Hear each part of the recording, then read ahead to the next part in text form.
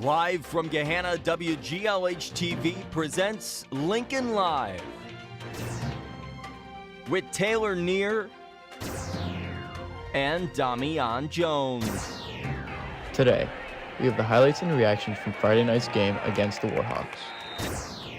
We'll give you an update on the international news that is taking place right now and how it's affecting our world. I'm TJ Sweeney. You see these boxes all over town?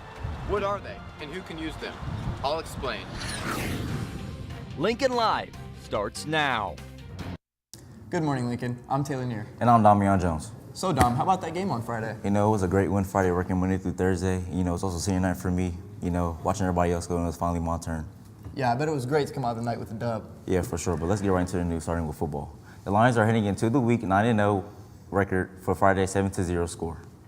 Key players for the game were number 4, Dior Hubbard with 20 carries for 123 yards and 2 touchdowns. Number 33, Jaden Lewis with 10 carries for 74 yards and a big kick by Max Haluba with a 41-yard field goal. While Elijah King led the defense with 3 sacks. We talked to a couple players after the game. Obviously, it feels great to win on a senior night. Being 8-0 feels great. We couldn't do it without each other. You know, play for each other, play for one another. But like senior nights, like it just means a lot because we've all been out here since 6th, 7th, 8th grade. So we've known each other for a long time. So we're playing for each other, and that sense of brotherhood really I feel like connects us, and it's the reason we're 8-0. It's everything to me, really.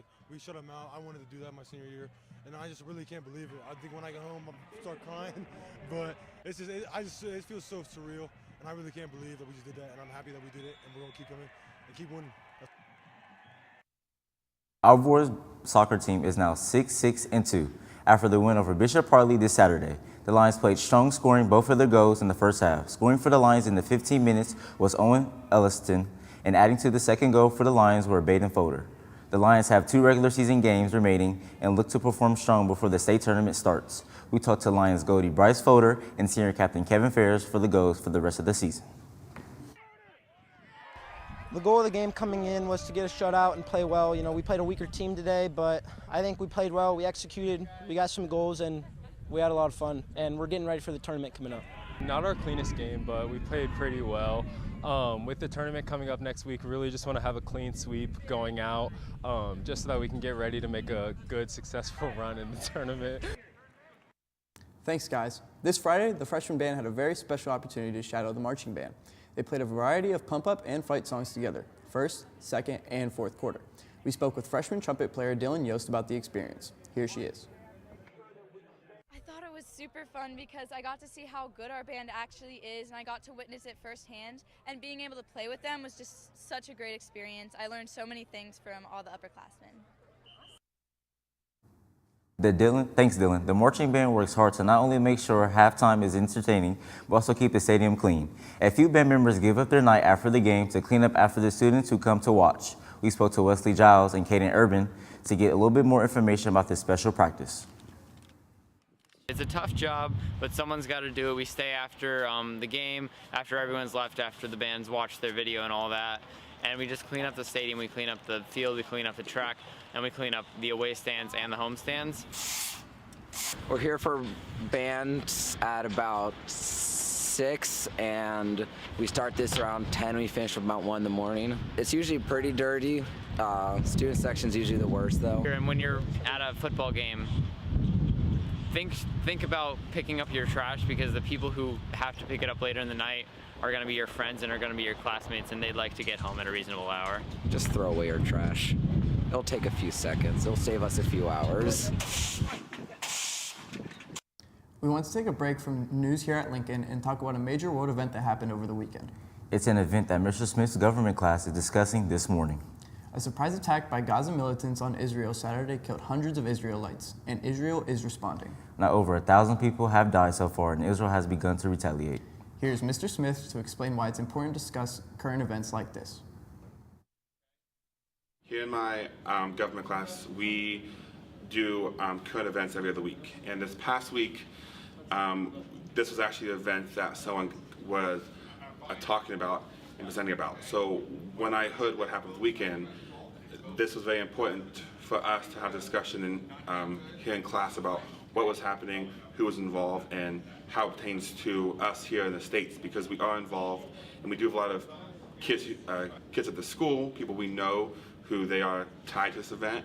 And I felt like it was important for us to take some time in class today to talk about what was happening so they could feel that their background and culture was heard, and we could tie it into government class and how here in America what Biden and our own government is doing to help solve the problem over there. Thanks. It's definitely a horrible situation. We're currently working on a story of Gehenna student who is working to help raise money for Israel. We hope to have that story for you tomorrow. Hey Taylor, we have a very talented person joining us today. We sure do. It's our very own David Kermeen, who got the role Grandpa in the upcoming play called You Can't Take It With You. Hey David. Hey guys, I'll take it from here. Hope Squad is making GLHS a more positive environment for all. Last Friday, Hope Squad hosted events in the main gym for the end of their Hope Squad week in order to increase awareness about mental health and suicide prevention. They provided games, competitions, and information for all students to lighten up the end of their week. We spoke to students and club president Isa Rivera. We're at the end of our Hope Week, so we ended with an activity in the gym to spread. We used it as an opportunity to spread resources, and we have a bunch of different activities to help your mental well-being and help bring your groups together so that people know that they have people there for them, and to kind of know that you're not alone. We're having a good time playing games, like being in a positive environment, and it's just like really fun. Thanks. Hispanic Heritage Month spans from September 15th till October 15th. To honor the month, Spanish teachers took their kids to the auditorium to learn a little bit more about Hispanic culture. Students learned to dance merengue and salsa. Merengue is Dominican and salsa is Cuban, Puerto Rican, and New Yorican, which is the Latin community located in New York.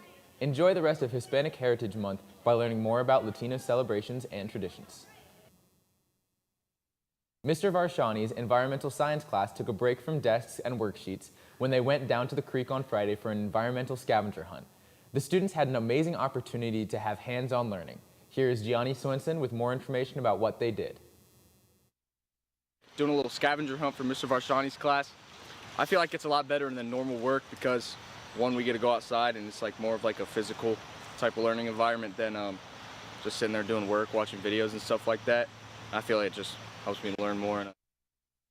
Thanks. That's all for me. Sending it back to Dom and Taylor at the news desk. Thanks, David. I can't wait to see you in the play. Anytime, guys. Hey Taylor, have you seen the little libraries around Gehenna? Yes, actually I have one on my street. It's an awesome idea that people can access books just by walking down the street. Our very own TJ Sweeney takes a new inside look at how these little free libraries came about, how important they are to the Gehenna community. With over 150,000 little free libraries in more than 120 countries, it's safe to say it's a global movement. And it certainly is a local movement too.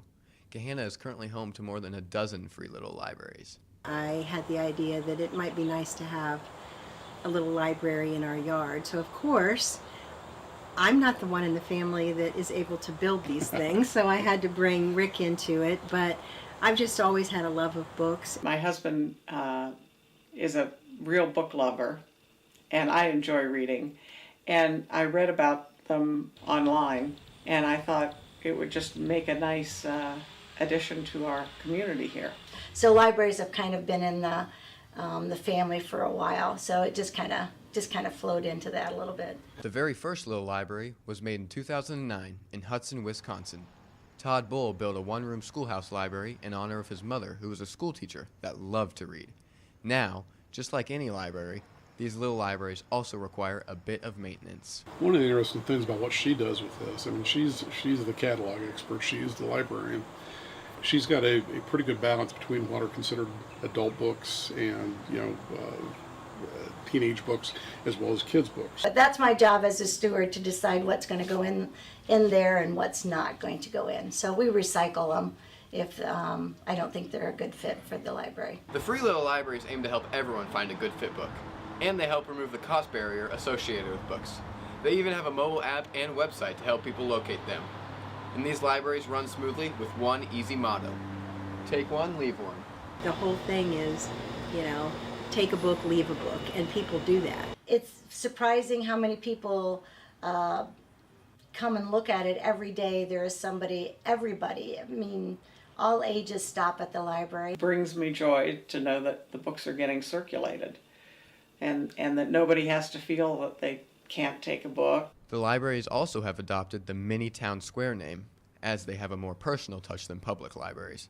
People share their favorite books to their communities in these little libraries, and each one is different, all with a unique touch, as no little library looks the same. He built it, and they have Yeah, come, yeah, right? they've come, that's right. The next time you are looking for a book, take a look at some of the free little libraries around Gahanna. This is TJ Sweeney for Lincoln Live. Thanks, TJ. Well, that's all the news we have for you today. And we'll see you tomorrow, Lincoln. Peace.